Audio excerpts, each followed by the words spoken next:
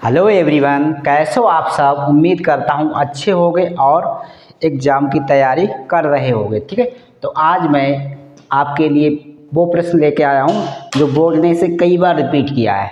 देख लेते हैं आज का जो प्रश्न है। बने रहिए अंत तक, क्योंकि जो भी मैं प्रश्न करवाता हूँ वो बोर्ड में ही पूछे जाते हैं। ठीक है, इसलिए आप लोग मेरे साथ लास्ट तक बने रहिए। ठीक है, देख लेते हैं आज का प्रश्न क्या है। उपसह संयोजन संख्या। तो हम लोग आज उपसह संयोजन संख्या ज्ञात करेंगे। संकुलों से किस प्रकार से उपसह संयोजन संख्या निकाली जाती है। तो पहले तो हम इसकी डेफिनेशन ज्ञात कर लेते हैं। क्या है? धातु आयन से जुड़े, क्या लिखा हुआ है?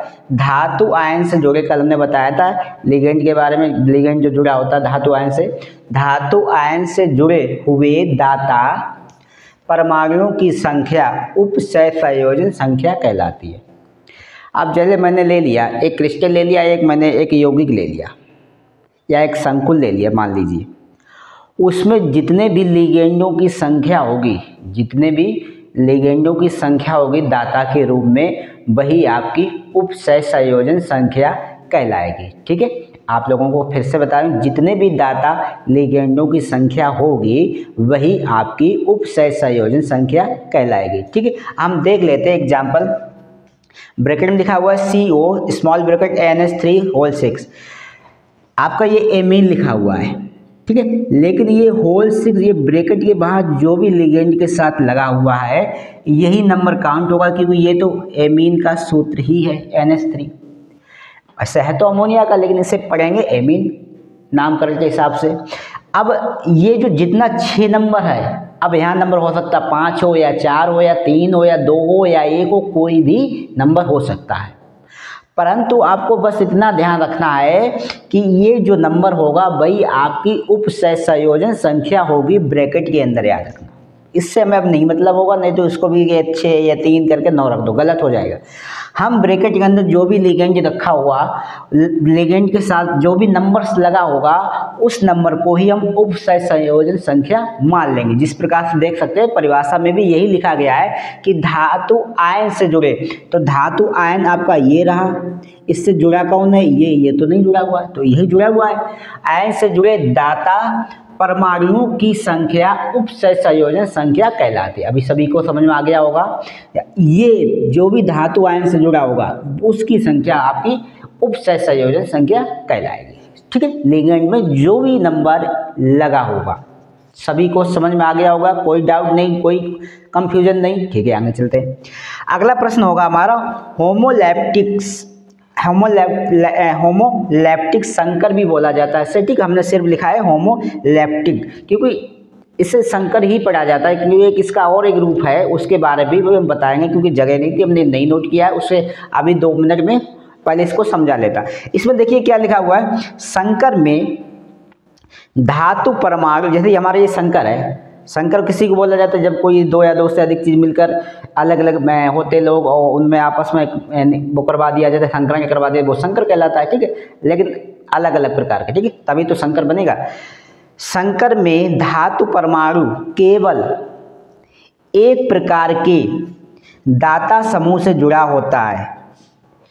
क्या कहलाता? होमोलैप्टिक कहलाता है, संकर कहलाता है। ठीक है, क्या लिखा हुआ है? संकर में धातु परमाणु केवल एक प्रकार के दाता समूह से जुड़ा होता है, तो इस प्रकार का आपका होमोलैप्टिक कहलाएगा। ठीक है, एग्जाम्पल में लिखा हुआ जैसे ब्रैकेट में CO NH3 बिल्कुल सेम, लेकिन हमने इसमें बैलेंस नहीं लग रहा है। बैलेंस रखना या ना रखना वो प्रॉब्लम नहीं है।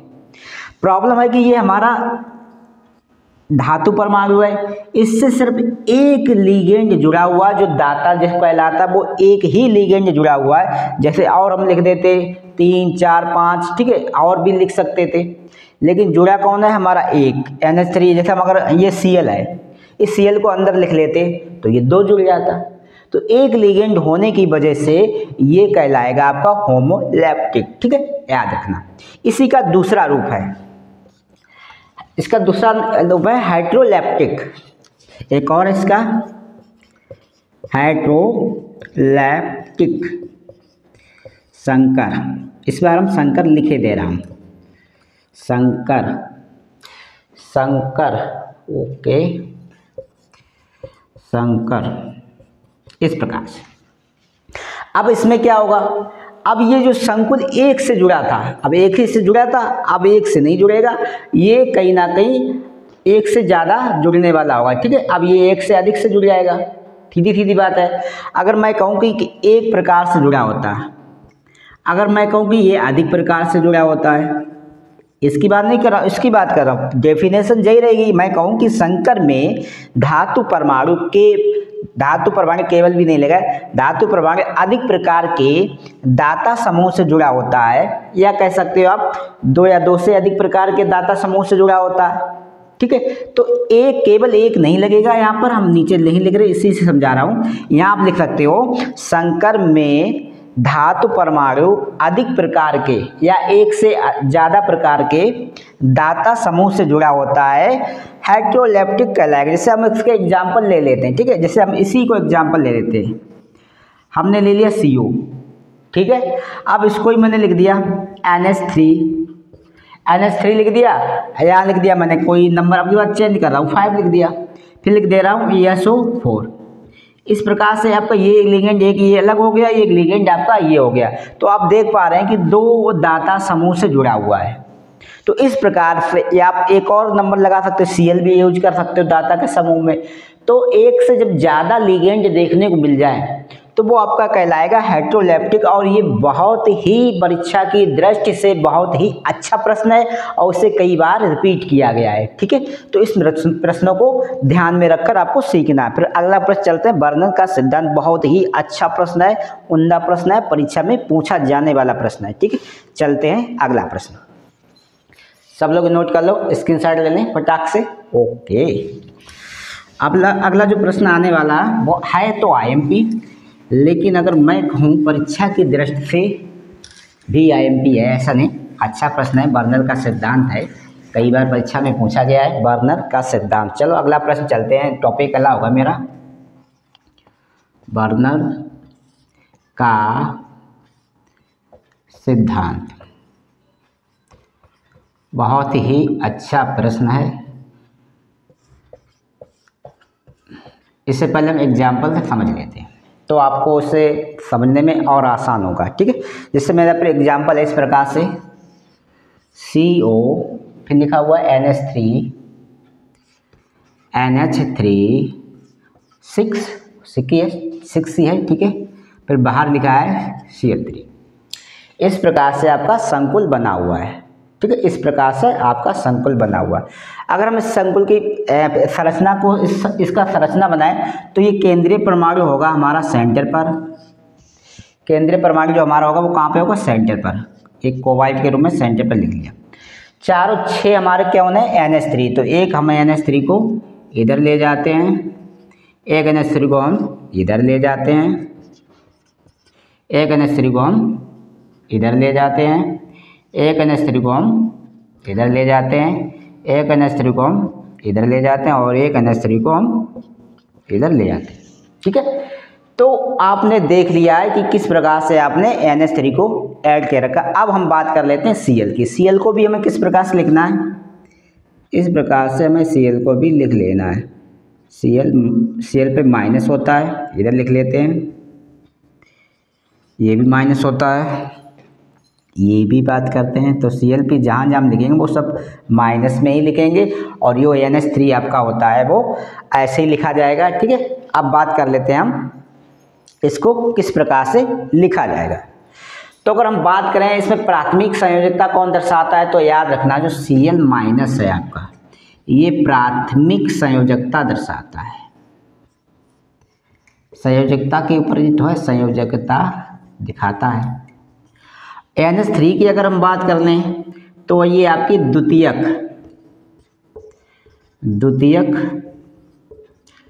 संयोजकता दिखाता है, ठीक है। तो इस प्रकार से आप इससे पहले समझ लेंगे, क्योंकि हम बर्नर के सिद्धांत में दो ही, एक प्राथमिक संयोजकता के बारे में समझेंगे और द्वितीयक संयोजकता के बारे में, क्योंकि संयोजकता के आधार पर ही बर्नर ने अपना सिद्धांत दिया था। तो सब पहले इसका स्क्रीनशॉट लें जल्दी से। तो हम यहीं अगला टॉपिक यही मेरा रहेगा, क्योंकि इसी पे संयोजकता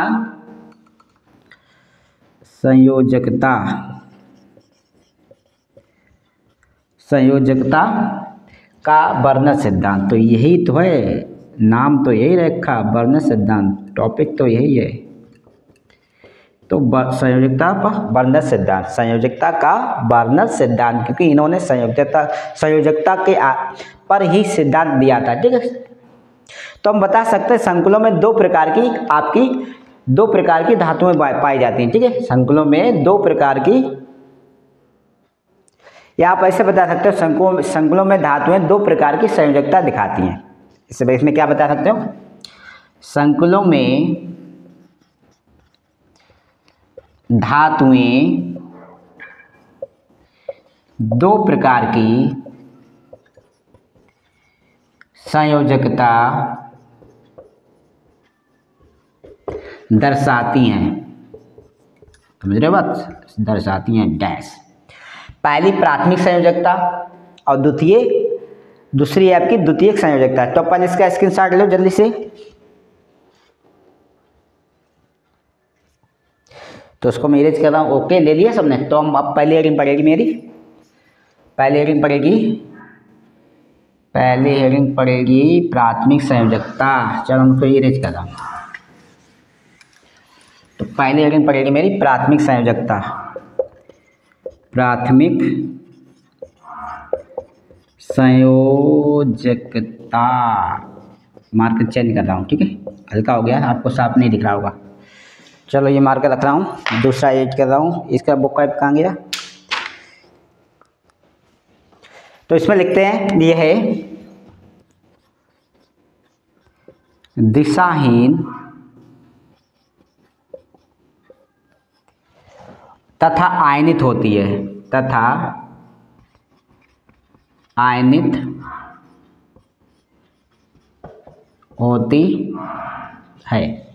और ये क्या दर्शाती है, ऋणात्मक दर्शाती है, ठीक है। यह प्रायः ऋणात्मक आयनों द्वारा संतुष्ट होती है, ऋणात्मक आयनों द्वारा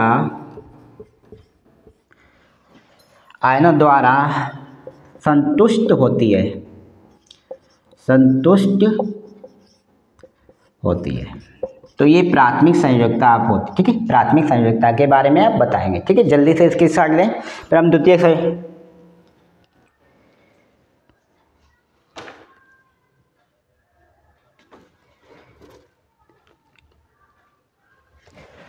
सबने लिख लिया, ठीक है। अब यहाँ पे हम कर लेंगे द्वितीय संयोजकता, द्वितीयक।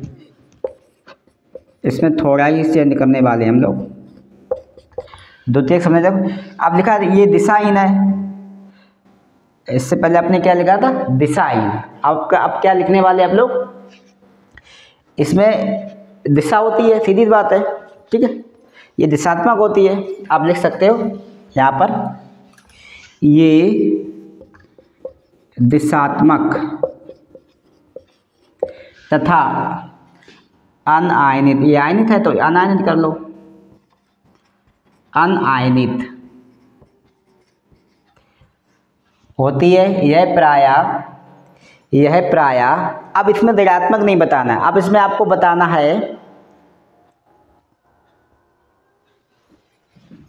इसमें बताना यह प्रायः उपसय संयोजन संख्या के बराबर होती है। उपसय संयोजन संख्या के बराबर होती है, संयोजन संख्या के बराबर होती है,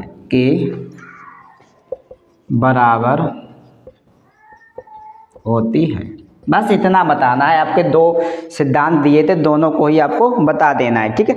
इससे ज़्यादा आपको कुछ नहीं बताना है, क्योंकि बस बर्नल का सिद्धांत आएगा, ये दो टॉपिक आप बता देंगे तो आपका काम चल जाएगा, ठीक है। अब बात कर लेते हैं, देखते हैं क्या वीडियो साफ चल रहा कि नहीं। ओके, चल तो रहा है। अब बात कर लेते हैं आज के, कल जो मैं क्लास लाऊंगा उसमें समय ज़्यादा लग जाएगा, लंबी क्लास हो सकती है, क्योंकि मैं उसमें IUPAC पढ़ाने वाला हूँ। और मैंने पहले ही कह दिया था जब स्टार्ट किया ये लेसन की यूपीएससी आपका एग्ज़ाम में 3 से 4 नंबर का कन्फर्मेशन से आएगा, बिल्कुल ही आएगा, इसमें कोई शक नहीं कि ना आएगा ज़रूर। पिछली बार भी आया था, पिछली बार आया था, हर बार आता है, ठीक है।